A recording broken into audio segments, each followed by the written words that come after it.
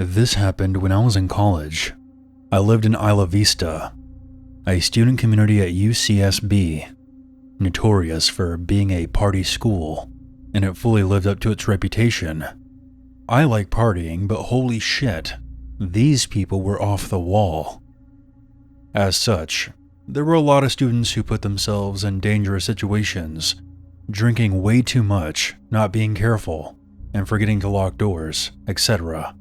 It had a very isolated vibe, and anyone who was hanging around who wasn't college-aged immediately looked out of place. One night after having a few drinks, I came home to my small house where I lived with my 2 roommates. It was probably around 2:30 a.m. We were all serious students, and when we partied, it wasn't your typical UCSB mega rager, more like a small get-together with friends. We would often have a few people spend the night, sleep on our furniture and our beds, as the case may be. That night my roommates had somebody over who I didn't know, and I saw that this person was sleeping on the couch. I didn't turn on any lights because I didn't want to wake him up. But as I was passing by the couch to enter my bedroom, I noticed the figure was lying very stiff. He gave off a strange vibe. It was like he was putting all of his energy into being as still as possible. I paused, and the guy quickly jerked his head to face me, without moving his limbs. It was so fast that it startled me. I could see his wide open eyes glinting in the dark. Figuring that I might have startled him, or perhaps he was drunk, or maybe on some kind of stimulant and was unable to sleep, I just hurried past into my bedroom and locked the door. That guy made me nervous, and I wasn't taking any chances. Eventually, I fell asleep.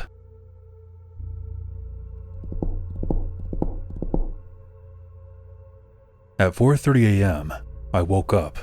There was a strange sound at the door, almost like somebody was drumming their fingers against the wood. I lay still and listened. There came more sounds, like somebody scratching the door with their fingers, which got louder and louder. It was clear that he was using both hands and scratching as fast and hard as possible. It created an extremely loud and intimidating sound that filled me with fear. I grabbed my phone and texted my roommate, "Hey, your friend is freaking me out. Is he doped up or something? Can you please go out and talk to him?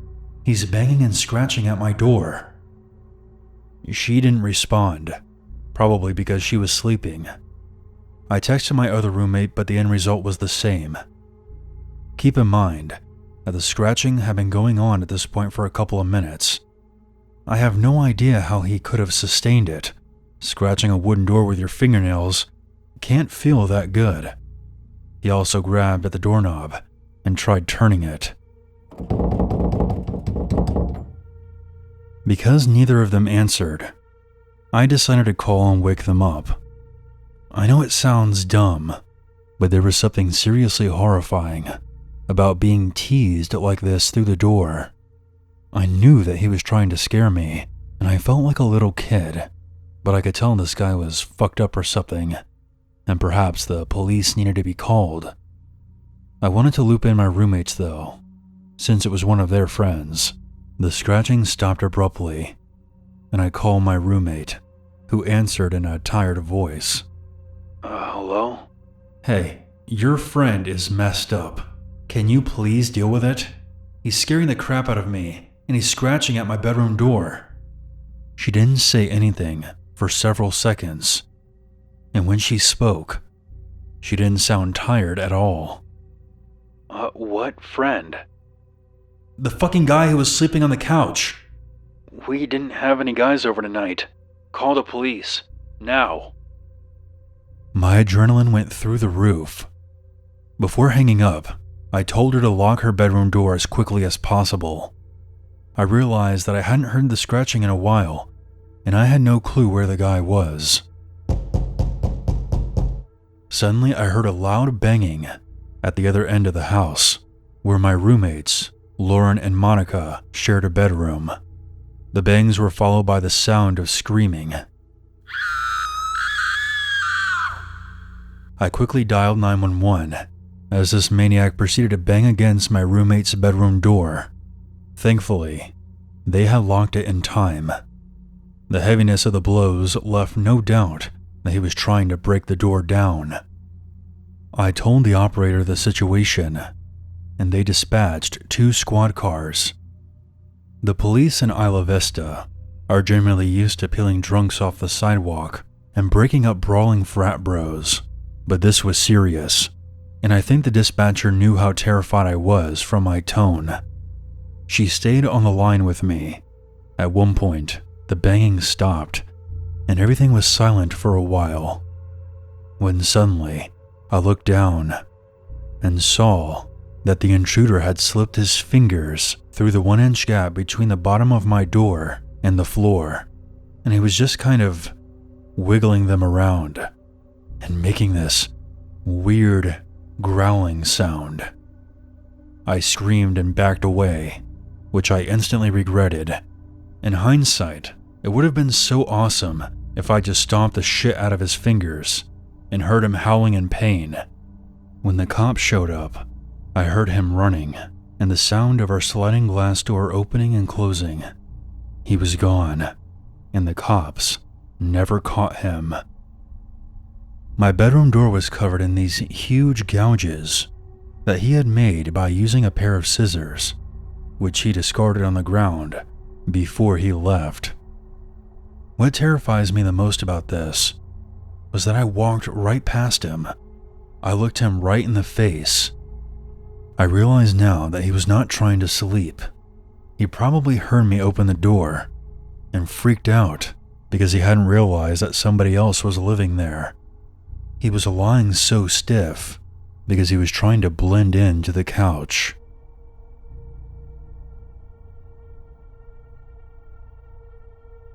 In the fall of 2010, I decided to go back to college. I was a single mom of 3 boys, but they were all in school by now, and me going back was finally possible. The school I went to is a regional campus to a very large university, and located in a neighborhood that is known for crime, meth, heroin, prostitution, etc. But it was only a 20-minute drive from my house, and I didn't feel unsafe about going there. My first day there was intimidating. I didn't know anyone, and I was a lot older than most of the other students. I was 28 at the time. I sat down at a table in the back of the room, and a few minutes later, a woman who was around my age sat down next to me. She was very skinny, smelled like cigarettes, she had greasy hair and sunken eyes, but when she started to talk to me, she seemed normal enough. She started off the conversation by telling me that she sat close to me because I was wearing the prettiest blouse in the room. Strange, but as an awkward person, I give a lot of leeway for people who say or do awkward things before I think too much of it. She didn't have a backpack, any books, a pen or notebook, nothing. She said that her financial aid hadn't come through yet, but she didn't want to fall too far behind in class, and asked if I would share my book. I agreed, and gave her a pen and paper as well. After the first class, she asked if I wouldn't mind going with her to the library, so she could scan a few pages from my book to take home. I agreed, and we began to head to the library. She stops and looks at her phone, and says her son just texted her and needs her to come home to do something. She then asks if I could come with her. I tell her that I have another class, and I couldn't go with her. I asked if she still wanted to go to the library first, and she said no, and that she had to get back to her son, but really couldn't go alone for some reason. I was confused, but I kept telling her that I couldn't go with her, and then she starts crying. At this point, we were in a common area outside, with the parking lot on one side and the library on the other. I didn't like being outside, away from people, with this woman anymore. She got really upset and started screaming at me, basically cursing me out.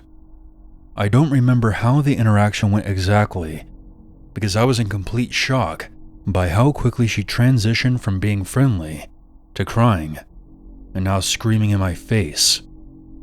I turned around and began heading toward the library. I pulled out my phone and called my friend so that I would have someone else aware of this lady if she tried to do anything more than just scream at me. I get to the library doors and watch her. She was now standing at the edge of the parking lot. A car then pulls up next to her. The man who was driving was obviously upset with the woman. They were arguing, but I couldn't hear them from where I was. Eventually, she gets into the car and leaves with him. The next day I was dreading class because I didn't know what this woman's attitude would be the next day. But she wasn't there. In fact, she never came back to class. Looking back, I'm fairly certain that she wasn't even a student there, and for whatever reason, she was trying to lure me away. I wish I knew what her intentions were, but at the same time, I'm glad that I never had to find out.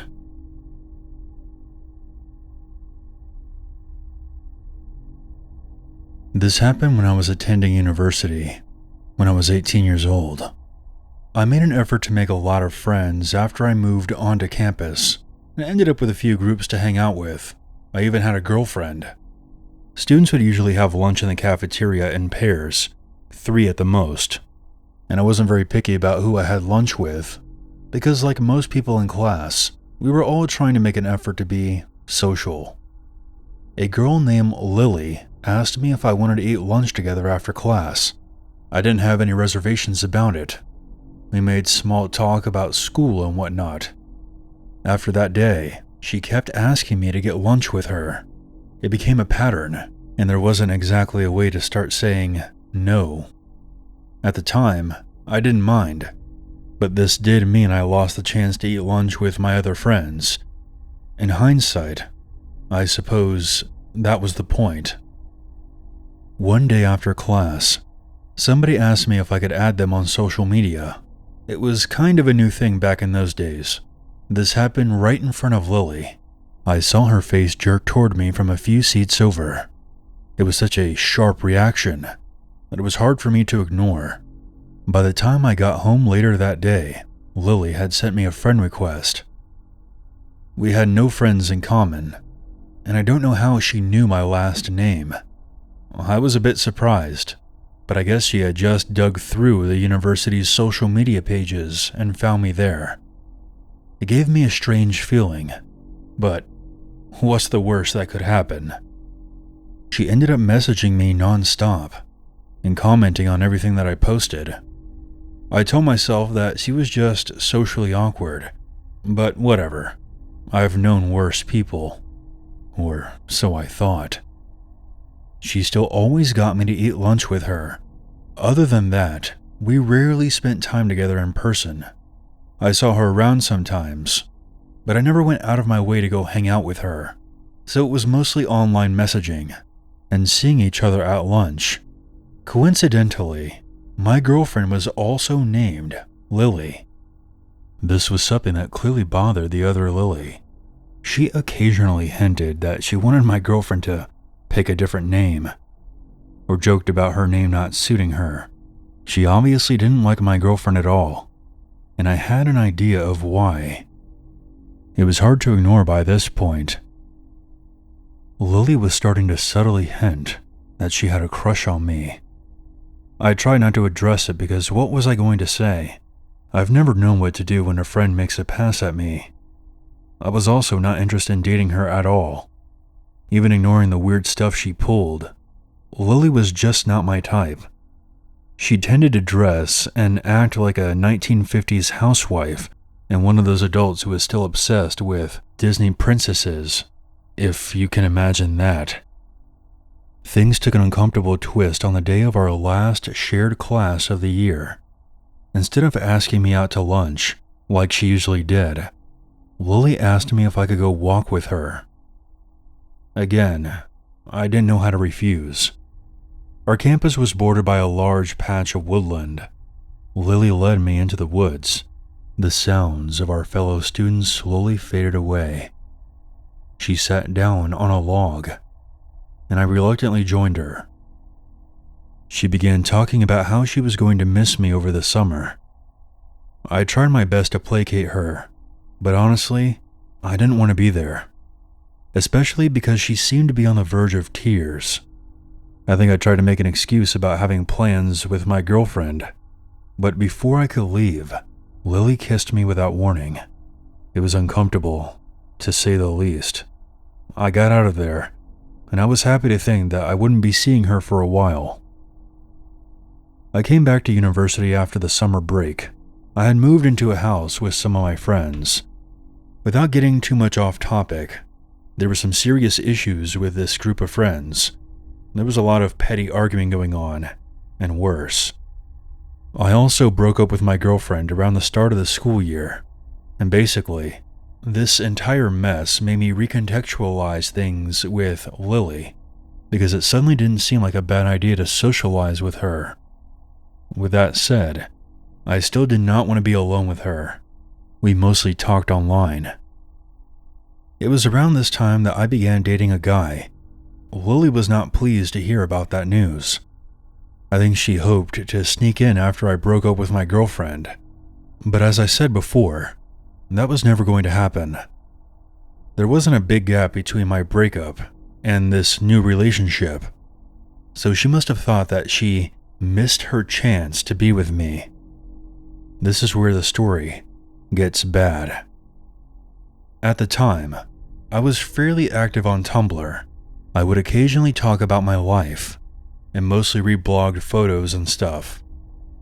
I was on there one day when something odd happened. One of the blogs I followed messaged me. I saw a screenshot of somebody asking this completely random person to analyze my about section, and then asked their opinion on the type of person who would write it. I cannot stress to you how bizarre and completely out of left field it was to see someone trying to study me like a character in a book. The reply was basically, I don't know, sorry. But the important thing was that the question hadn't been anonymous. Obviously, I wanted to know who had taken such a bizarre interest in me. No prizes for guessing who was behind it. What I discovered was like a shrine. It was a cutesy pink and red page. There were a few posts about Lily's interests, but most of the content was focused on me. Most of the blogs were about me, chronicling things I had done recently, as well as references to things from as far back as I had known Lily. It was clear that she had been keeping tabs on me, both online and offline, gathering up every scrap of information she could about my life and filing it away in her collection. She talked about us eating lunch together and how special our dates were, as if it was something more than just acquaintances getting food after class. She talked about the time that she kissed me in the woods, but she made it sound like it was mutual. She quoted lyrics from my favorite songs and talked about how she would always be there for me, no matter who else came into my life. Lots of references to loving me just the way I am. Things got worse. There were a lot of posts about my boyfriend. These were clearly psychotic. They talked about how he didn't deserve me, and he didn't know what he had, and that if she was with me, she would be jealous of anyone else who came near me. I don't like thinking about what kind of person would write so obsessively about their fixation on me. One thing that didn't make sense initially was that the blog also referenced Lily's best friend, Steven. She had never mentioned this person to me before. Her post talked about how Steven was such a great friend and how they had so much fun together, and he would always look out for her, etc. I was trying to work out if this Steven was an online friend, when one specific post made it all click. Steven sent this to me. He knew that I would love it. The problem was, the photo was taken from my own page. She was claiming that this fictional best friend of hers shared it with her. So in her messed up fantasy life, she split me into two people. I was both the perfect best friend who was always looking out for her, and her soulmate who was bound to end up with her when I finally got over my boyfriend and all these other easy girls I hung out with. Believe it or not, Lily had an audience. She asked open questions about me in regards to her relationship with me, and got comments from her followers, people who took what she said at face value. I saw a bunch of random people agreeing with her and enabling her stalking behavior. Lily had constructed this fake, intricate fanfiction version of my life for anyone to share their opinion on, and she made herself out to be the hero. I went maybe a month back into this page's history. I did not look at everything that was there. Frankly, it made me sick. I'm not sure how long this had been going on for. I messaged Lily and confronted her about her fucked up little stalker shrine, and she said nothing. I cannot stress to you how weird it was to have found pages and pages dedicated to me, with her talking about how she was in love with me and would make sure that we ended up together, creating this messed up fantasy with two different versions of me in it. And when I confronted her, she acted like it never happened. She eventually deleted the page, or at least changed the name so that I couldn't find it. No way was I ever going to hang out with her again, but we still shared a class, and she was starting to scare me with what she might do next. I'm a paranoid person by nature, so knowing that someone was obsessively keeping track of me for who knows how long freaked me out. The next thing she pulled was trying to seduce my boyfriend. It was an absolutely useless attempt that only made him feel awkward. He told me about it right away. What was her plan there? Did she hope that he would cheat on me with her and then wait for me to break up with him? When that dumpster fire of a plan failed, she tried hitting on 3 of my other friends. None of them took the bait. She ended up dating one of my former roommates for a while, but made sure to send me messages while they were together, letting me know that she would rather be with me. Bleh. No thanks. Lily made sure to stay in my life the entire time I was at that university.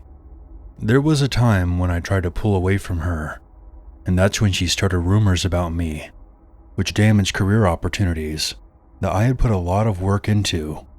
I don't know what else she did behind my back, but it made me realize it was safer to let her think that she was part of my life rather than doing something that would cause her to get angry. After I graduated, Lily was still trying to claw her way back into my life. I almost stopped posting on social media entirely by this point. Of course, she didn't give up that easily. She tried to start conversations. I usually just ignored her. I didn't like to think how she was still tracking me online. The last time we had a real conversation was when she messaged me out of nowhere, and thinking about what transpired makes my skin crawl. But I'll summarize what happened. She started asking me very personal questions about my sexuality. I really didn't want to talk about that with her, but I told her some basic stuff. Then she changed the subject and began talking about how would I feel if she was a boy. There was something seriously wrong with this girl. I tried telling her not to pull this crap with me, but she responded by sending photos of herself, followed by a bunch of messages, maybe 4 or 5 a minute, way too fast for me to reply before the next one arrived, basically quoting back what I had told her about myself as if she was role-playing as me, trying to absorb my history like some kind of parasite. I cut off all communication with her after that. I eventually deleted her from all of my social media pages, which was the only real way she had of contacting me now. I really thought that she might have finally moved on, but only a few days ago, she sent me another friend request. It's sitting there unanswered, because I know that if I delete it, she'll only send another one. For some perspective, Lily and I first met nearly 12 years ago. This story here is just the highlights, and even then, it's only the stuff that I know about.